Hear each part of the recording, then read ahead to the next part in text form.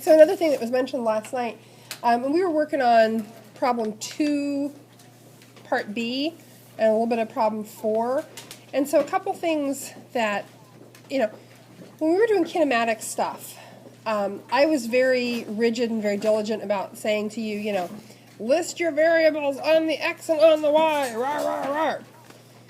And we kind of fall away from that once we get into forces, because we're no longer, looking to connect, okay, we have 4 variables, we're looking to connect these 4 with an equation.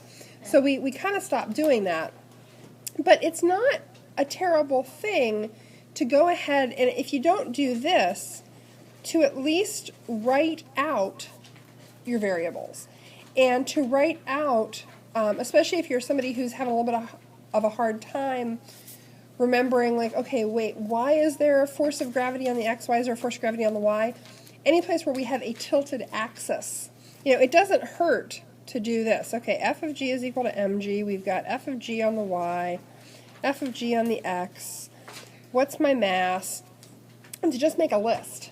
And, for this f of gy, f of gx, to just write the expressions. Okay, well, f of gy, here's my ramp.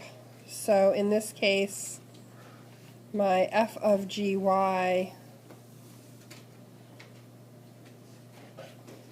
there's that would be cosine theta fg. F of gx would be sine theta. So it doesn't hurt to set up a list of those early on.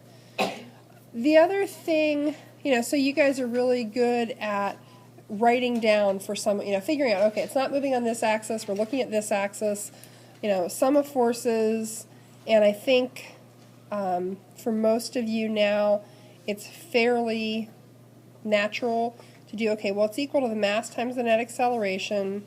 It's also equal to, the forces in one direction plus all the forces in the other direction. Whether that's up and down, whether that's up the ramp, down the ramp, whether it's, north and south, whatever your opposing forces are, and then to start listing those. So I think those are all fairly natural problem-solving steps.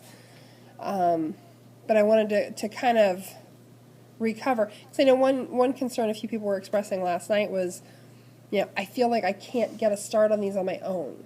I feel like every time I start it on my own, I go down some weird, I don't get the situation or whatever, and how do I know blah blah blah?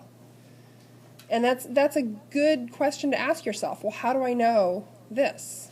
And so making a list of everything you do know is very often a useful problem-solving tool. Is there something else that we talked about last night that I'm missing? I remember this part of the discussion, and there's something nagging at the edges of my mind, like, oh yeah, but we also talked about blah, blah, blah. No? Okay.